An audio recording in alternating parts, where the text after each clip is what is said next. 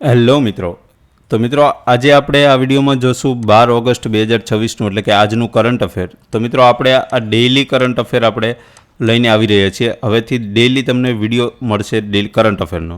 અને મિત્રો આ કરંટ અફેરની પીડીએફ જે છે તે આપણી એપ્લિકેશનમાં કરંટ અફેર નામના સેક્શનમાં તમને આ પીડીએફ ફ્રી ઓફ કોસ્ટમાં મળી જશે. તો તમે ડિટેલમાં વાંચી પણ શકશો અને ત્યારબાદ આમાંથી જેટલા પણ એમસીક્યુ બનશે એ એમસીક્યુની પણ પીડીએફ મળશે. એ આ વિડીયો અપલોડ થયા બાદ 1 થી 2 કલાકમાં તમને એ પીડીએફ પણ અપલોડ કરી દેવામાં આવશે અને એની લાઈવ ટેસ્ટ પણ અપલોડ કરી દેવામાં આવશે. તમે ટેસ્ટ પણ આપી શકશો આપણી એપ્લિકેશનની અંદર. તો એ બધું તમને મળી જશે કરંટ અફેર સેક્શનમાં તો તમે એપ્લિકેશન ડાઉનલોડ કરીને તમે જોઈ શકો છો. તો ચલો મિત્રો આપણે આજના કરંટ અફેરની આપણે વાત કરીએ. તો આજના કરંટ અફેરમાં આપણે મહત્ત્વના જે મુદ્દા જે છે આટલા મુદ્દાની આપણે ચર્ચા કરવાના છીએ આજના આ વિડીયોમાં. બરાબર, તો વન બાય વન આપણે ચર્ચા કરીએ કે જેમાં સૌથી પહેલું છે કે ઓએનજીસી ઓઇલ અને ગેસ એલએનજી સહયોગ માટે સેલ એનર્જી ઇન્ડિયા સાથે એક એમઓયુ કરેલા છે. હવે આ એમઓયુ શું છે તો જો આમાં તમે બધી ડિટેલ આપણે અહીંયા લીધેલી છે, બરાબર, તો તમે ડિટેલમાં પણ વાંચી શકો છો. તો આ જે એમઓયુ કરવામાં આવેલા છે આ એમઓયુની અંદર જેમાં સમુદ્ર મંથન જે યોજના છે તેની પણ ચર્ચા કરવામાં આવેલી છે. તો આપણે અહીંયા પરીક્ષા ફોકસ વિશે આપણે વાત કરીએ તો કે આ એમઓયુ જે છે તે ઓએનજીસી અને સેલ એનર્જી ઇન્ડિયા વચ્ચે થયેલા છે. આનું મુખ્ય કાર્યક્ષેત્ર upstream oil and gas plus LNG છે, જેનું મુખ્ય કાર્યક્ષેત્ર છે. ત્યાર પછી આ 2 રાઉન્ડમાં X અને 11 એટલે કે 10 અને 11 આ 2 રાઉન્ડ છે.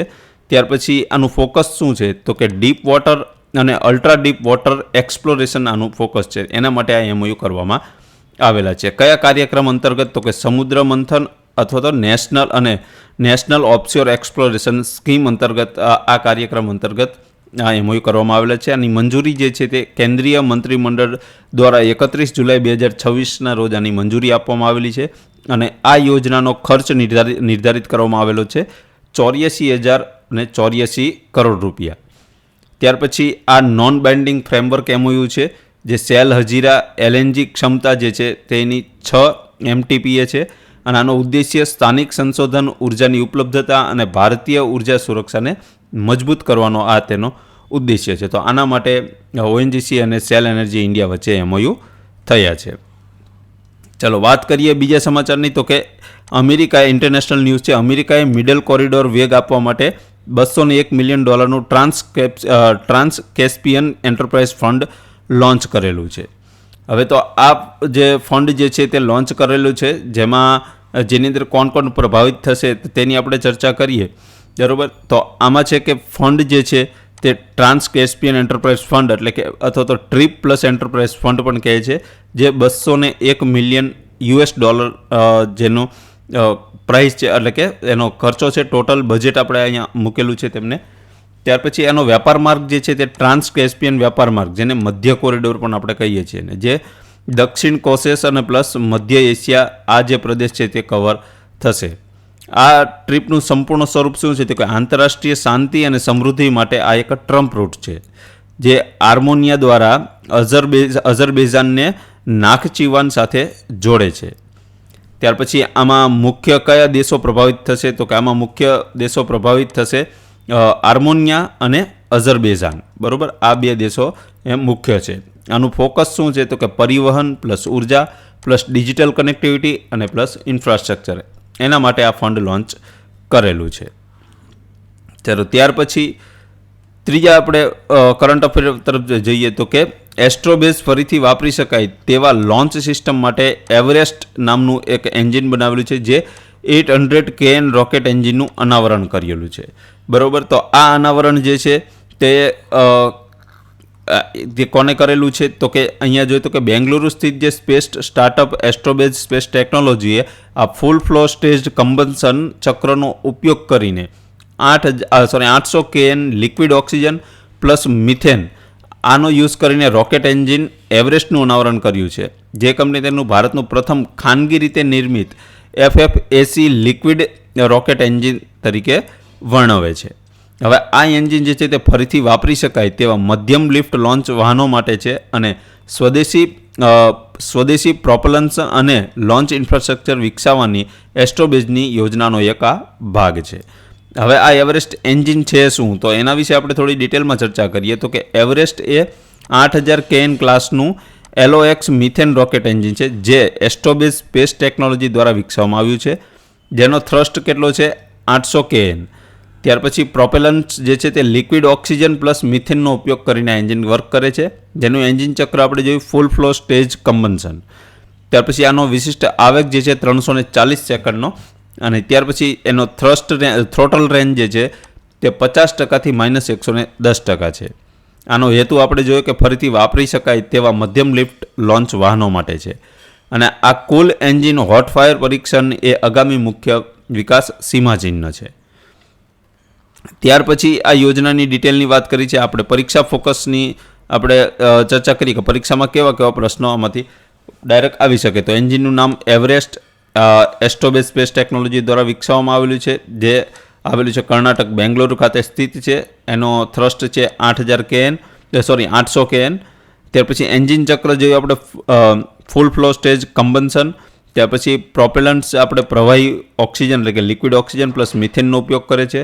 આનો વિશિષ્ટ આયોગ 340 સેકન્ડનો છે. તેનો થ્રોટલ રેન્જ કેટલી છે 50%થી -110%. આનો હેતુ શું છે, ફરીથી વાપરી શકાય તેવા મધ્યમ લિફ્ટ લોન્ચ વાહનોનો આ મુખ્ય હેતુ છે તેનો. ત્યાર પછી આને સપોર્ટ કોને કરેલો છે, તો કે in space technology adoption fund દ્વારા પણ આને સપોર્ટ મળેલો છે. અને આગામી મુખ્ય પરીક્ષણ જે છે તે કુલ એન્જિન હોટ ફાયર પરીક્ષણ છે. અને આયોજિત ઉત્પાદન કેટલું છે આયોજિત, તો કે 50 એન્જિન પ્રતિ વર્ષે ઉત્પાદન કરવાનું આયોજન છે. અને લાંબા ગાળાની પ્રક્ષેપણ ક્ષમતા લક્ષ્ય કેટલું છે, તો કે 1000 ટન પ્રતિ વર્ષ, એથી પણ વધારે. અને લોન્ચ ઓન ડિમાન્ડ લક્ષ્ય સંભવિત રાખેલું છે 15 દિવસની અંદર. તો આ મિત્રો આપણે એન્જિન વિશે આપણે ત્રીજી આપણે કરંટ અફેરની વાત કરીએ તો કે દીપક ધરને આંકડાકીય મિકેનિક્સમાં યોગદાન બદલ 2026 આઈસીટીપી ડિરાક મેડલ જીત્યો છે. તો આ દીપક ધર કોણ છે, તો કે એક ભારતીય સૈદ્ધાંતિક ભૌતિકશાસ્ત્રી.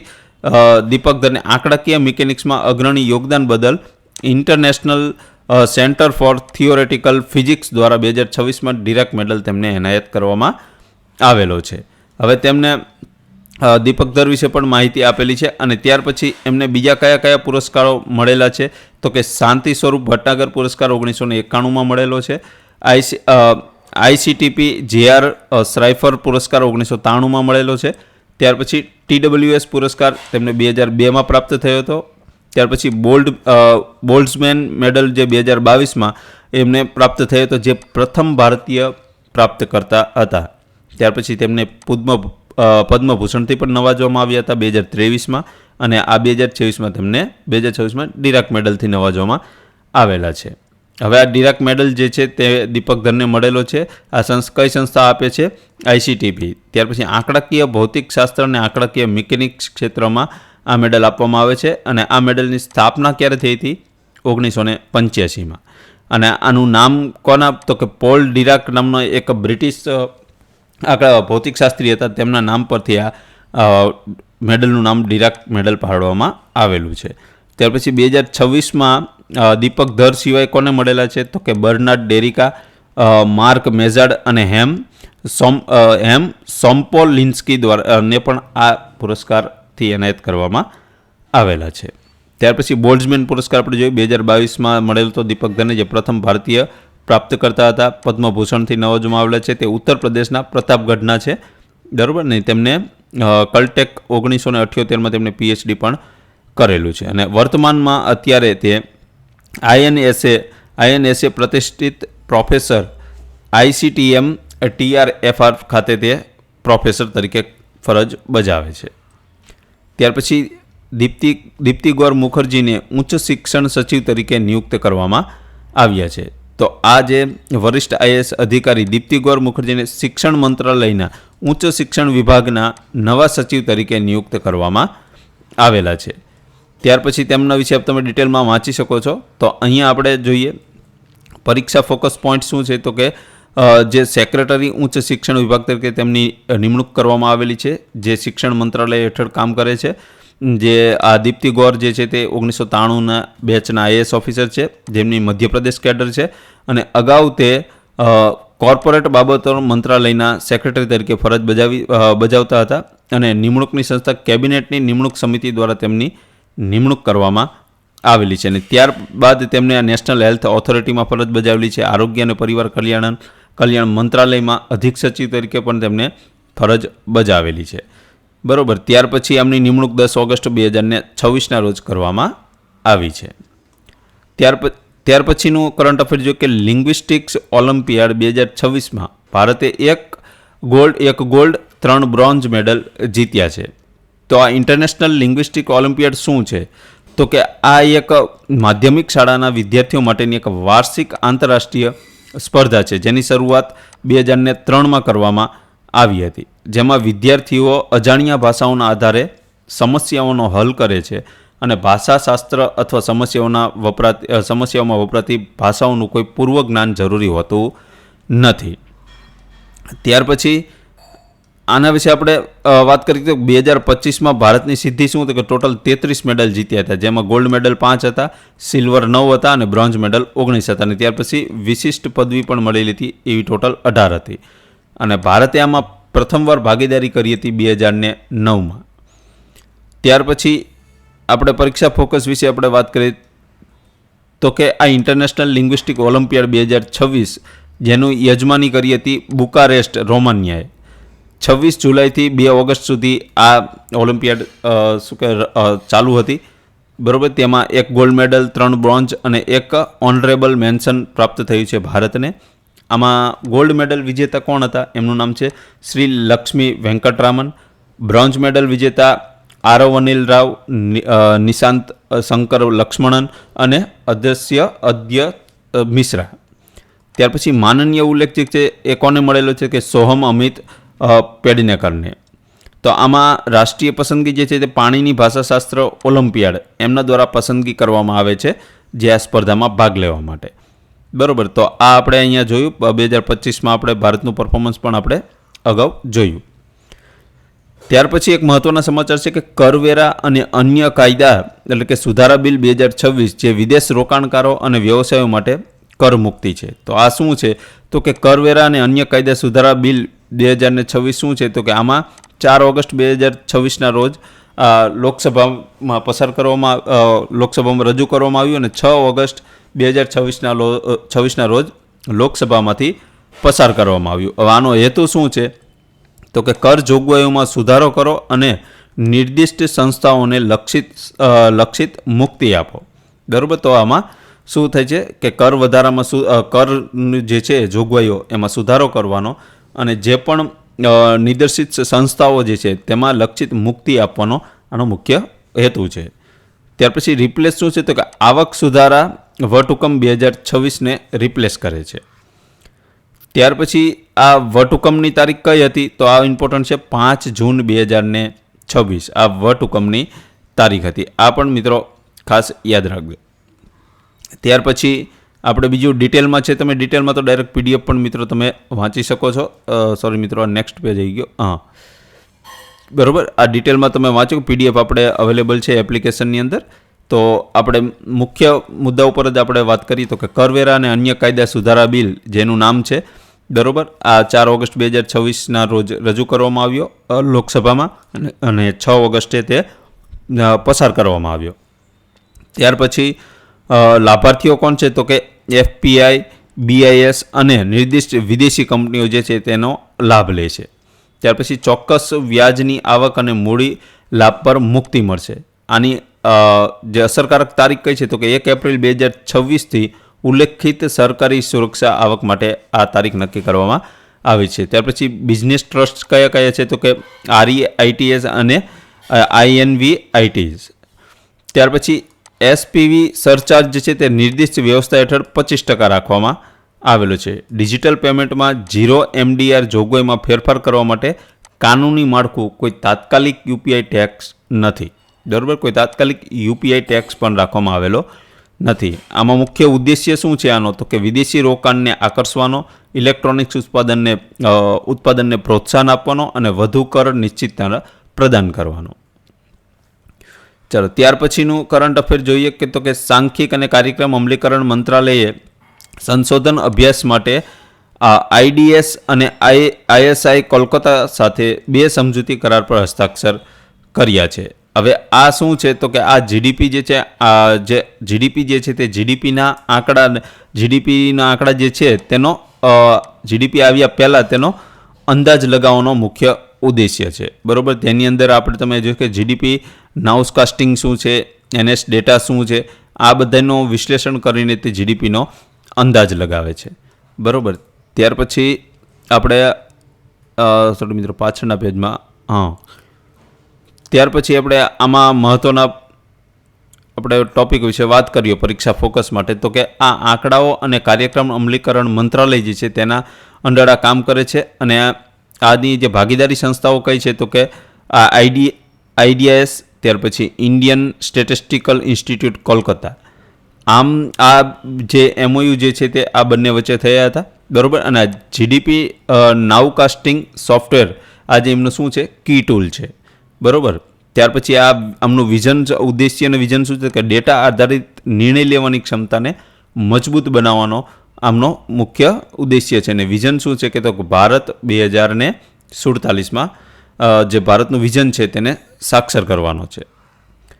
ત્યાર પછી MSME મંત્રાલય અને DPIIT અને GI ઉત્પાદનોને પ્રોત્સાહન આપવા માટે એક MOU પર હસ્તાક્ષર કરવામાં આવેલા છે.